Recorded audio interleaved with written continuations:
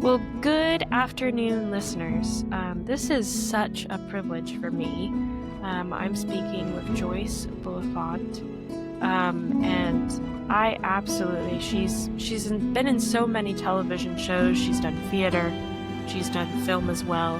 She wrote a memoir as well about her life, with the several marriages she's had over the years and just the destructive behaviors that she experienced, and breaking free of those.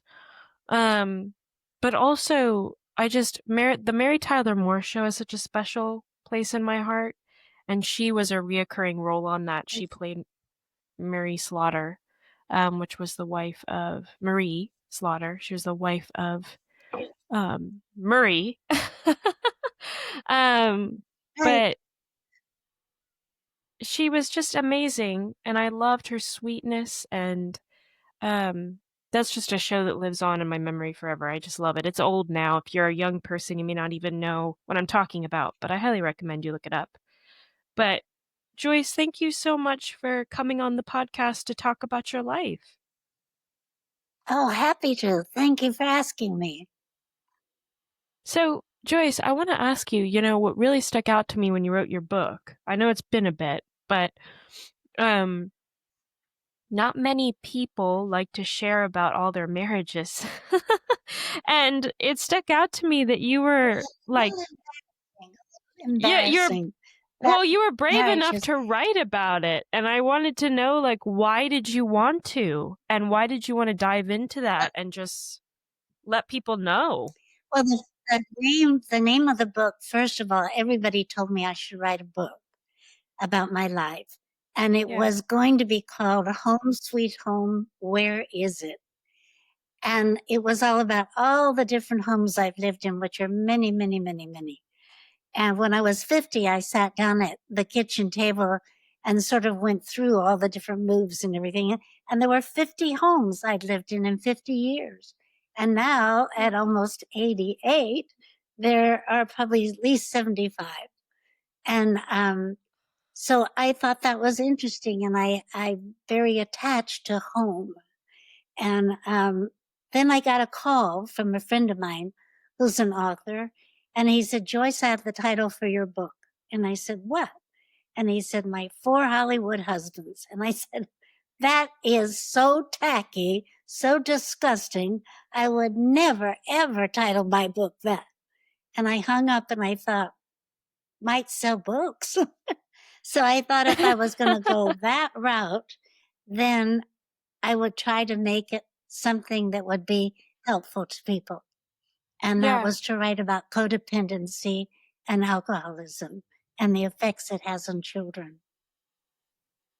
And what I wanted to ask you, I mean, because it was 5 husbands, right? Your fifth husband passed away. Yes. Yes.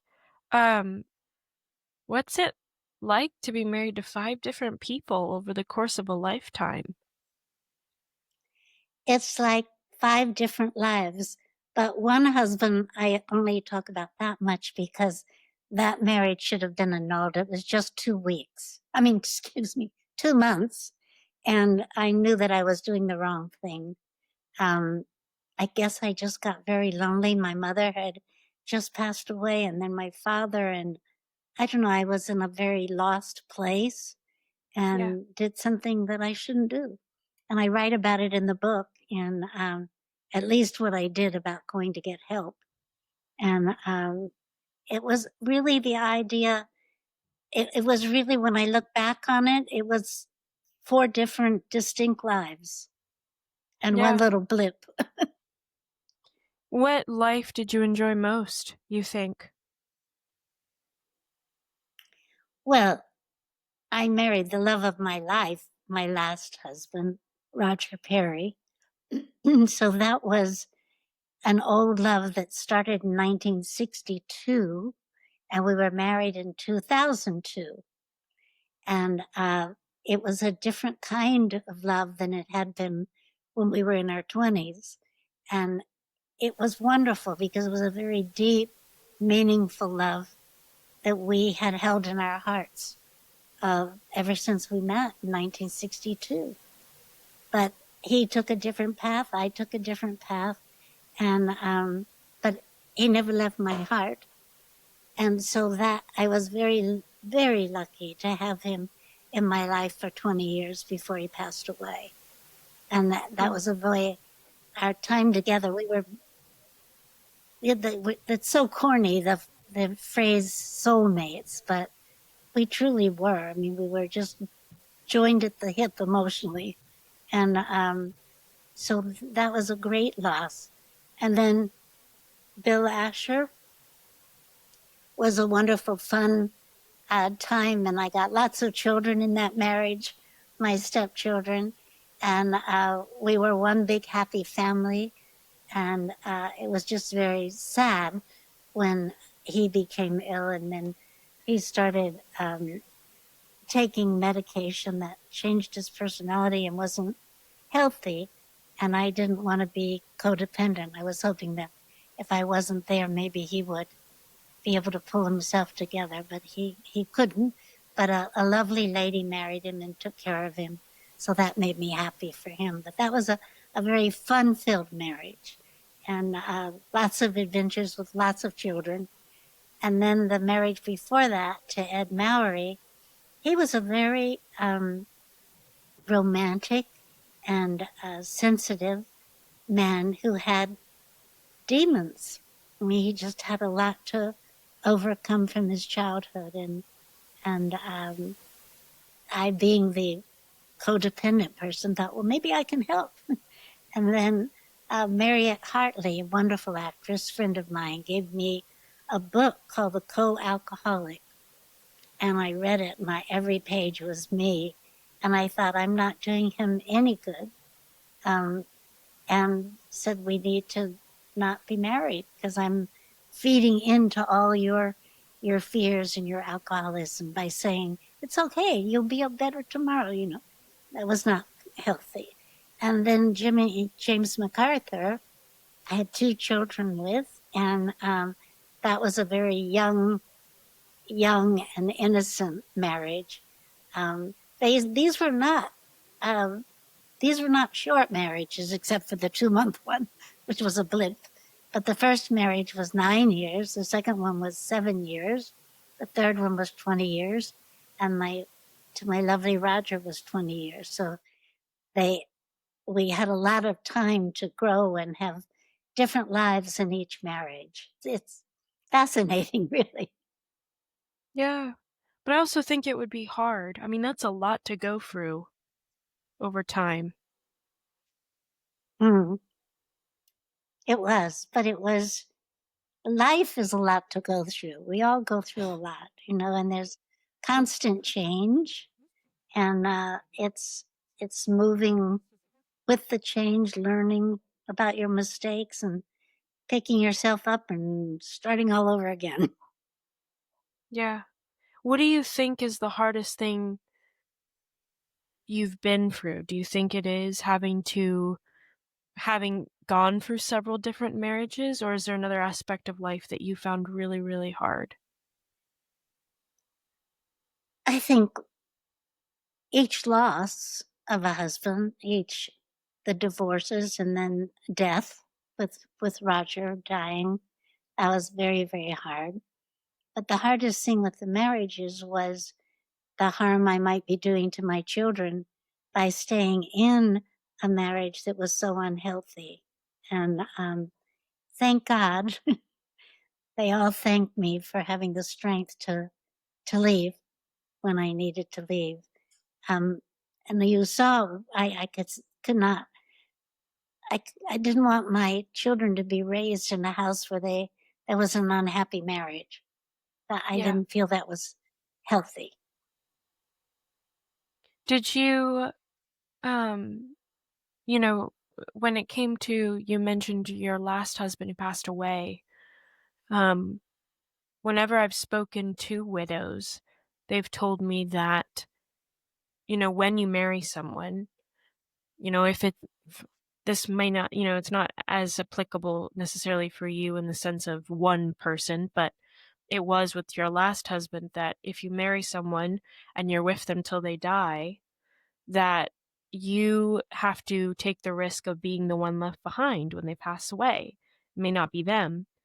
And she told me, one widow in particular said, "You have to be okay with that, and you have to realize that the grief will be forever. Like, it will get less and less strong, but it'll always be there, and you'll still find yourself turning around 5 years later wanting to say something and then realizing the person isn't there." Um, and so I wanted to ask you, like, is Every that yeah, is that still your experience? Oh, yes, every day, every single Yeah. day. But I keep reminding myself that so many people did not have the kind of love that Roger and I had that was so very special in me. Not everyone has that. And as the old saying goes, it's better to have loved and lost than never to have loved at all. And I have on my desk something my first mother-in-law, Helen Hayes, wrote. The story of love is not important. What is important is that one is capable of love. It is perhaps the only glimpse we are permitted of eternity. Isn't that Hmm. lovely? That right on my desk, right there. It's really poignant. I was gonna ask you, when you saw love as a young person when you first got married, what was your definition then, and what is your definition now? Of what love is Yeah, or what was it marriage. when love, when you started out, when you were young, to now? Well, I think when you're this was in the 50s. I grew up in the 50s, and my definition of love, that's an interesting question. If there can be a complete definition, but I felt sorry for my first husband, um, and that's not love. I felt pity for him. Yeah. That's not love. I felt he wasn't getting love, and that by my loving him, he would. That's ego. Now I realize that's ego. If I love them, they'll be fine. That's not true at all. There was alcoholism in the family, and he idolized his father, who was a very famous playwright, who was a known womanizer and alcoholic personality. And I think I thought he was so sweet and nice. He could be terrible at one moment and loving and kind the next. And I thought, I can fix all those rough places, and I felt that was love, to want to help someone. Yeah. And the second marriage was the same thing. Again, a man who had been married 3 times was feeling lonely and lost, and he was very romantic. And I thought, oh, I can fill that void, but you can't. The alcoholism is such a disease. But I'm attracted to that kind of person who I Right. think is loving and kind and giving, and then has this little quirky thing that I think by being in their life, I'll be a savior, I'll fix it. And it's so wrong. And then the next husband, I didn't know was an alcoholic. Bill, I didn't have any idea until rather recently, when his daughter and son in law said, yeah, something about his drinking. I said, no, he just would have, after work, he'd have, a glass of water with a splash of vodka. And he said, no. They said, no, it was a glass of vodka with a splash of water. But he had the most wonderful sense of humor. We were in the same business, and we laughed a lot, and we went through a lot together, but we were always able to compromise, which is Huh. important in a marriage. Yeah. You do have to bend. I did say to him at one point, I can bend and bend and bend and bend, and then I break. And I don't want to do that in this marriage. So we both bent, and we were married for 20 years until drugs got in the way. And then with Roger, I didn't feel I had to bend. It was just we were just so happy to finally be together. Yeah. So for when you married Roger and kind of when you're looking back now, because you're in your late 80s, like you mentioned, how would you define love now, you think? Well, love, I think, is different as you get older. I think love as you get older is more about, well, it should always be there, respect, trust. Um, but I think companion, friend, Yeah. understanding, that is very important as you get older. And I think also we change, our bodies change, the way we look changes. And to be able to look at that face and see that face as you did when you first fell in love and realize that all of those wrinkles and sagging skin and all of that is all there because you've gone through a lot together. Yeah, that's true. I mean, I'm not older yet, but I do hope that's the case with my husband. You're not there yet. No, you have plenty of time. Though I have found 4 gray hairs this year alone. Oh, It's incredible. wonderful. Good for you. How old are you? I'm 26. Oh, you're a baby girl. That's just the beginning of your life. It's wonderful. I know at 26, what were you thinking? Oh, at 26, I was married with a little baby. Yeah. I felt very grown up, very motherly. I was able to be acting too, so it was all wonderful. I loved having babies. I loved being pregnant. And I loved being able to go to work and do the thing I love so much.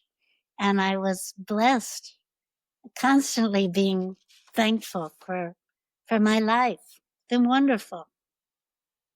What is there a role that was your favorite? Because you were in so many things. Was there something in particular that you really either resonated with that you were like, I love that character, or maybe you didn't, but it was really Oh fun yes, to I know. play? I know. It was a show called Love Thy Neighbor, which was an English show, and it was brought the idea of it. It was about a black couple and a white couple living next to each other, and the black man was the boss of my husband, and it was such a fun show to do. It was so loving about how two different races can live together, be friends. It was a comedy. I did a lot of physical comedy, and I loved it. And I was one of the big stars of it. I wasn't a supporting character. Yeah. And that was great fun. Then I did a show with Fred Astaire. I got to dance with him. And I mean, I've just been, I love working. I do. And now I'm Well, doing a lot of theater where I live in the desert. yeah, no, I saw that, and you've written some plays, haven't you? I wrote some plays about dyslexia Yeah. because my son John, who is a wonderful actor, director, writer, producer, all those things. He's dyslexic, and his troubles he was having in school. Then I found out I was dyslexic, and so I was the executive vice president of the Dyslexia Foundation, and also started public awareness program about dyslexia. And I did 2 films that I wrote, 2 musicals. I didn't write the music; I wrote the script. And I also wrote a screenplay that was bought about dyslexia. It didn't get produced, but they bought it. And I do a lot of benefit shows where I write the shows for them to do. What? I love to Because write. you didn't know you had dyslexia until you were in your 40s, right? That's right. Yeah, so I wanted to I ask you. was. Oh, go ahead. Oh, I just thought I was a dumb blonde. crazy, dumb, silly brain. I was And a gonna lot say, of my humor. how did it show up for you, the dyslexia, and you didn't know what it was? Oh my God. I didn't know how to read till I was 12 or 13, but see, remember I moved a lot, Yeah. so I couldn't be caught really. And when it was time for me to read in school, I'd drop my book, or I'd have a stomach ache, or I had to go to the potty, or and some excuse always. And I just mispronounced words all the time. I never could read them really properly. The thing that helped me the most, and when I lecture about dyslexia, I say teach children theater, because in theater you have a multisensory approach to looking at a word. If you're in a Hmm. play, it's not just black letters on a white page. Those black letters have meaning. For Yeah. instance, you walk across the room, that's kinesthetic. And you open a door, more movement. You see somebody and you say, you're happy to see them. You say, hello. So that word hello means something. It's not just HELLO. Is that how you spell it on the page? Yeah. And that's what helped me learn how to read. And I read, but I misread words all the time. I said one time to my husband, Bill, I was reading the newspaper and I said, this is so interesting. The New York Times said they mosquitoed a man. I said, what? I wonder what they meant by that. That they stung him, they bit him. What is it? He said, let me see. And he said, Joyce, it says the New York Times misquoted the man, not mosquitoed the man. So I see I have an interesting life because I make up all these weird things. And I What? read once that 9 nuns, yeah, Oh, no, I go read ahead. 9 nuns are pregnant. 9 nuns were pregnant in the Vatican. And I thought, why would they put that in the newspaper? You wouldn't think they'd want to say that. And I said to a friend, look at this, 9 nuns pregnant in the Vatican.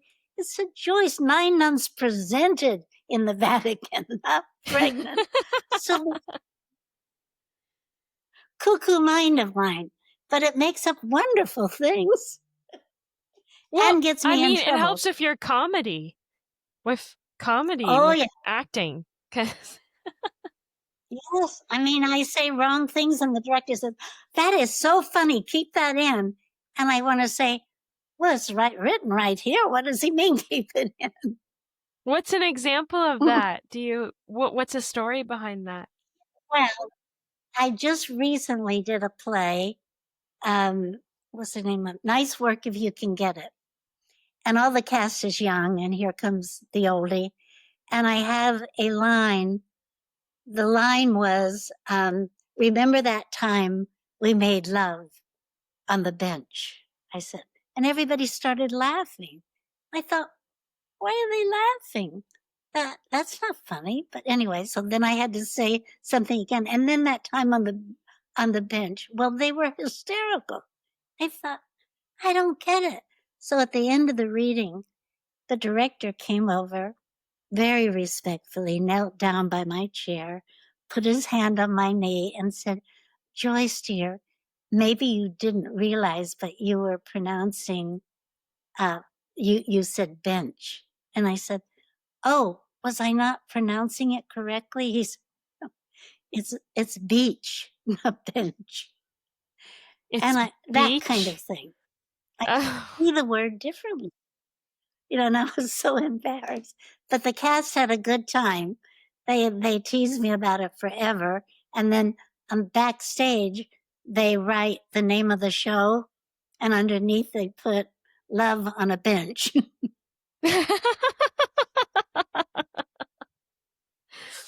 Oh But well. but you can take it really well. It doesn't seem like it offends you. Well, it doesn't now because I know why. But when I was young and I didn't Hmm. know why I did those things, I really felt very, very stupid. And it worries me with children in school with parents and teachers who say to them, "What's wrong with you? Why don't you know that?" Or, "You knew it yesterday. Now why don't you know it today?" Or, "You knew that word at the beginning of the paragraph, and in the middle of the paragraph, you don't, it's the same word." But that's the dyslexic mind. I was gonna Really. say, um, in school, did that happen to you? Did people make fun of you when you were a kid because you mispronounced or said words differently one day and then another? Um, yes, but I didn't, I thought something was very wrong. I had a way of making jokes about it and laughing Mhm. it off, which I think my son did too, and a lot of dyslexics are the clowns in their class because they'll act like, "Well, I did that on purpose, I did that." That they'll cover it very clever ways of covering up your mistakes. It must be really stressful though if you know that like that's happening all day. It's awful, and children who have stomach aches, they don't wanna go to school, their parents are they are after them, and if you keep saying to a child, "What's wrong with you?" the child wonders, "What is wrong with me?" No, um, it's and it causes, a lot of stress. It causes 75% of children in juvenile hall can't read, are dyslexic, and, that's that's a shame, and it's low self-esteem causes you to do all kinds of things, withdraw, take drugs, um, get into things you shouldn't because you have such low self-esteem. So I'm always out there trying to emphasize how important it is for teachers and the family to understand, and friends. So when I lectured one year, I think 100 different places all over the United States to colleges, Wow. schools, students about this. And that was the public awareness program. But at least now people use the word dyslexia. They used to say, "Oh, that's a garbage term. It's a lazy child. It's an excuse." It isn't. The Oh, brain is absolutely, it's shaped differently than a non dyslexic. yeah. No, I've had friends in college who they worked so hard because they had dyslexia, and they would work extra hard, harder than Mm, others because they were trying to understand it, and it took way longer to read a textbook chapter than it did for me to take it and yeah. like absorb the information because they didn't just absorb the information, they first had to decode the information. So it was two things they were doing Mhm. and it just took more time. Um, Yes. And, dyslexics think out of the box, which is really a good thing. Like Steve, oh gosh, what's the name of the man who has the Virgin Airlines? He's oh, very dyslexic, and a lot of artists are, a lot of entrepreneurs are, because they think differently. They see things differently. They can solve different kinds of problems. So yeah. that's the good part. Yeah. No. I I wanted to ask you, do you when you were saying low self-esteem and everything, do you think that in part contributed to why when you got older, you wanted to help people because you felt bad for them because you had felt really dejected and lonely? Absolutely. I once had a counselor who said to me, "Don't think because you care so much about all those little children you want to help. It's you. You are helping you. You see yourself as that child." As a matter of Mm. fact, I cannot go past a child, a baby on the street without stopping, smiling, and wanting to say, "Are you okay? Is everybody taking care of you?" Um, and I guess that's, I'm really looking at them as myself, as a little person. I think that's so tender though, because I think kids nowadays a lot of kids obviously there's a lot of broken homes, a lot of broken homes now. Um, Mhm. but a lot of kids really do live life on their own. really young. So it's so sweet though that you care Yes. enough to ask. I started a center in Colorado for abused children. And I think next to having my own children, excuse me, and starting that center with the local Rotary Club, those are the two things that I think in my life I feel the most successful about. Yeah. They're things to be proud of for sure. Because children I are the most, am. they're very vulnerable.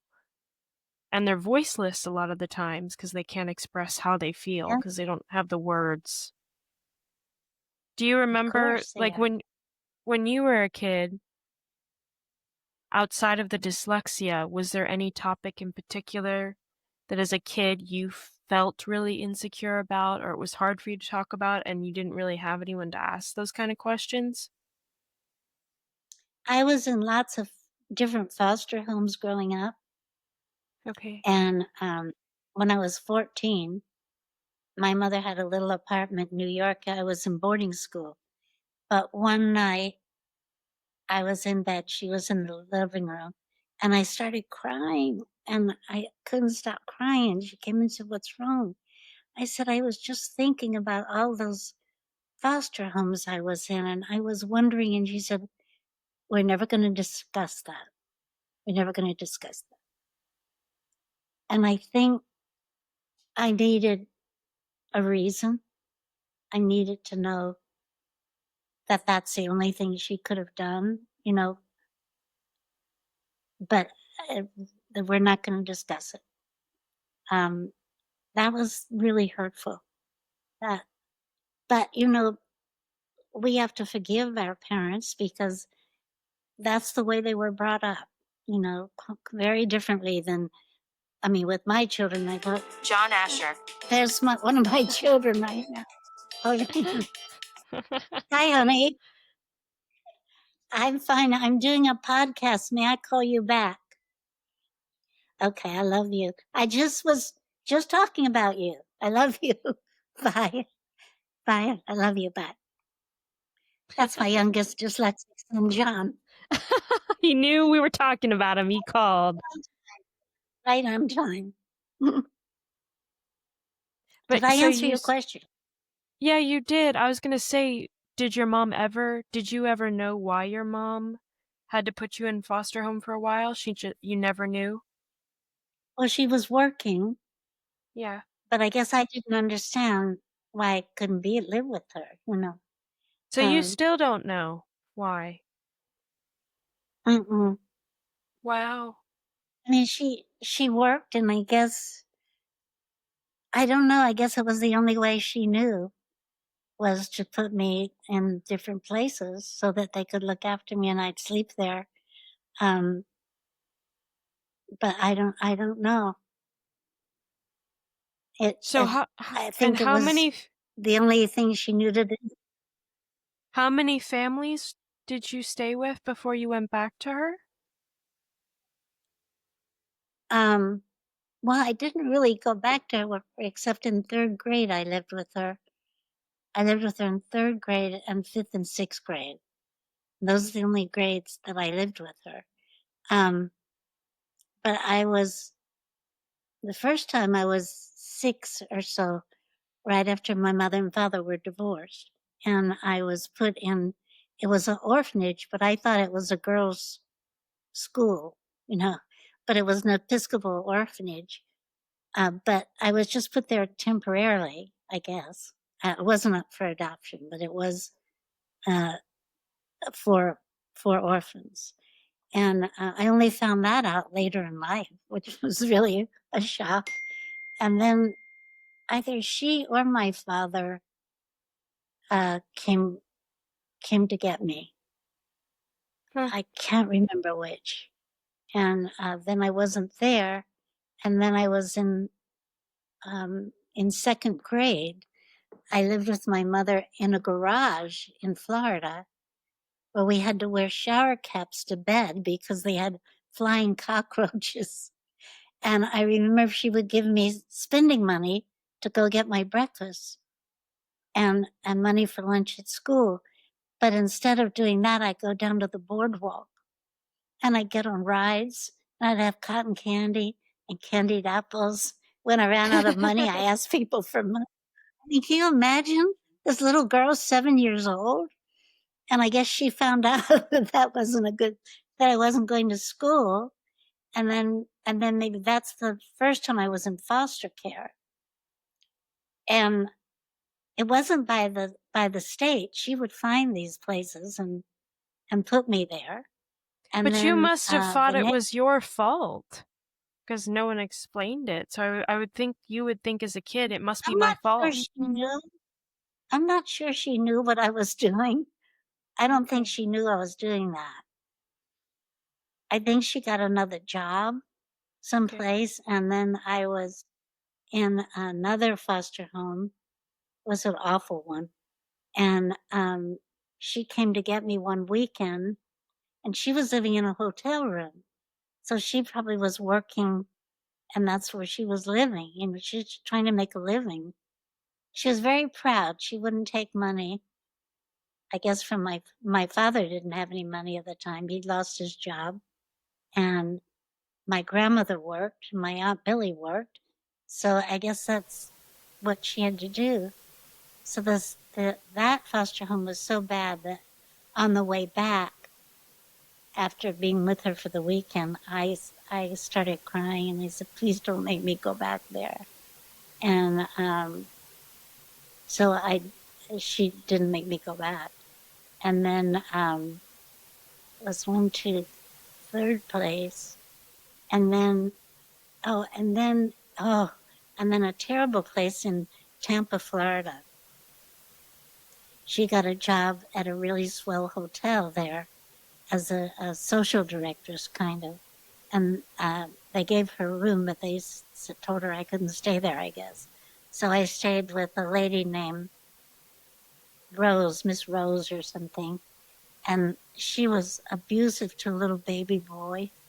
And she was taking this hot washcloth and putting him on his face, and he was screaming. I took it and I hit her with it and ran out of the house. And I had my father's telephone number. Somehow I called him, he came to get me. And then I went to Sarasota with him, and I stayed with this wonderful lady. It was great, named Miss Lillycrop. Isn't that a magical name? And she was terrific. She took care of me and one little boy, Bobby. And my father built kitchen cabinets there so that to pay for me to stay there.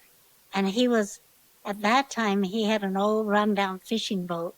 He took people out charter fishing, and he would come at night and take me on walks, and I get to sleep on his boat sometimes. And that was really nice. That was part of fourth grade. Fourth grade, I was around a lot. And then in fifth and sixth grade, Mother got a job in Clearwater, Florida, managing 200 apartment buildings.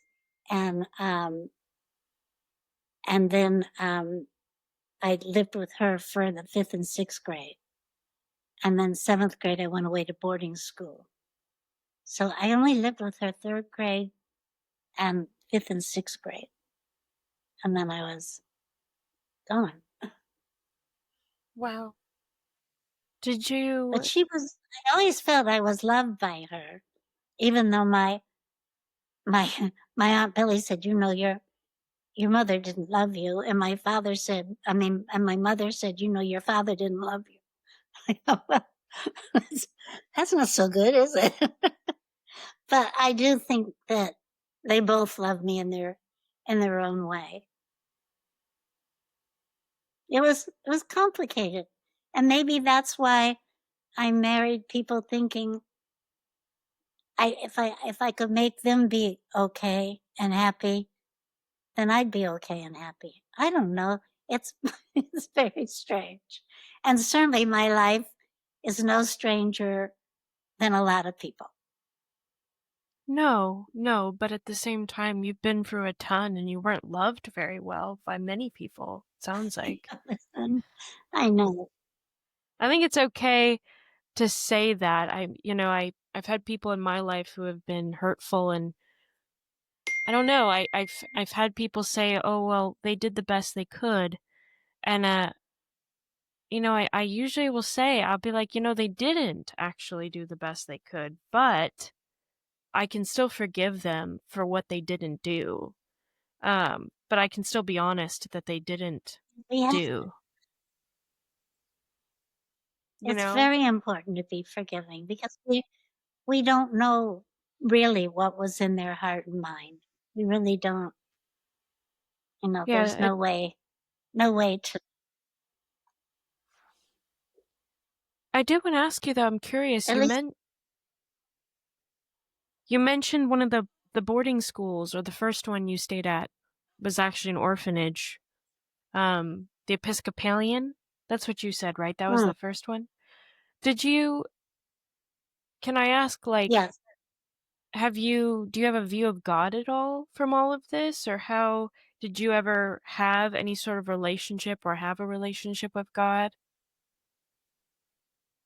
My whole life. Yeah? I think that absolutely has been my saving grace. And I call God many different things. I call the divine creator, divine energy. Um, but as a child, I felt very protected. And I love going to church. I love going to temple. I love going to mass. I love, I felt very safe in, in church. And I remember in third grade, I used to walk after school when I was living with my mother and she was working. I'd, I, she wouldn't be home, when I get home, but I would stop in different churches on the way home and just sit there and feel loved and protected.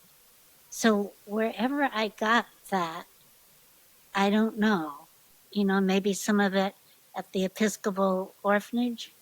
Um, I don't know, but I've always felt the presence of a higher power and goodness.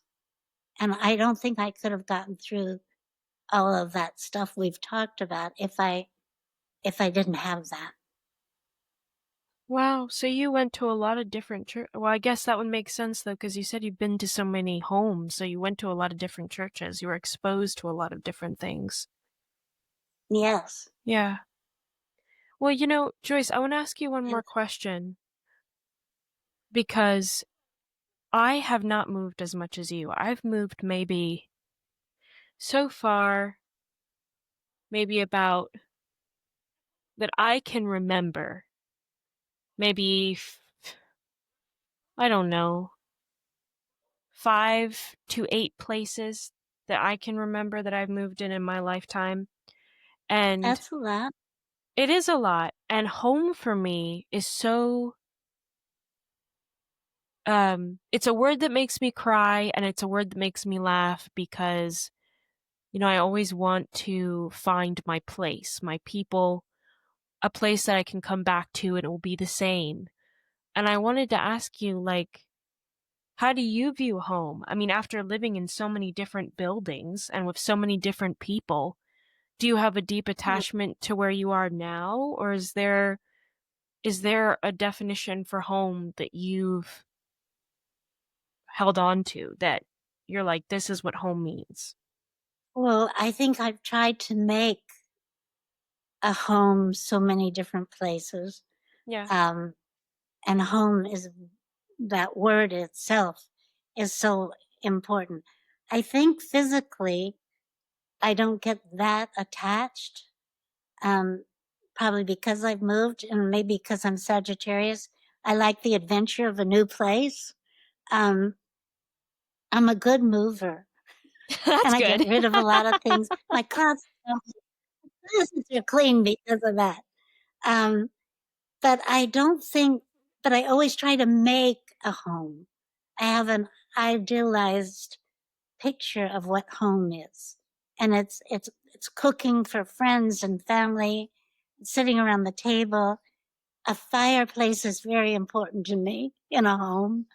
Um, it's kind of the center, the light of it. I don't know. But That's always been, I've always tried to make a home. I became involved in interior design in between acting jobs. So I love to help other people make their home pretty. I love a realtor said to me the other day, she said, you know, wherever you've lived, you made your home feel romantic. I love that she said that because I think a romantic home is a loving kind of home. I always, even when I'm on the road doing plays, I always would buy a bouquet of flowers and take a few books and have candles. And that became home, and pictures of the children. That I made my space home. I was going to say the backdrop that I can see is so pretty, so I can see the romantic feel just from the backdrop of where you are right now. It's kind of, this is my office, and so this is the engine of the house. This is not the romantic part, but that's a extra bed for the children when they come and bring children. Well, And it's that's very kind of a pretty. mess, right? Thank you. Well, Joyce, it's been What's such a pretty? gift to talk with you. Well, thank you. And Danielle, I didn't get to hear very much about you and what you do. I know. In interviews, it's always kind of one way. It's hard to do both. Well, I wanted to know more about you. I hope you have a good life. Thank you, Joyce. You Yeah, too. a long, beautiful life ahead of you. Thank you. Okay? Thank you for asking me to be on your podcast. Oh, it was a gift. You made my day. Thank you. Get people to buy the book. Yes. We did a plug for the book, Get people folks. to buy the book, right? Yeah. All right. Bye, Okay. Joyce. Thank you.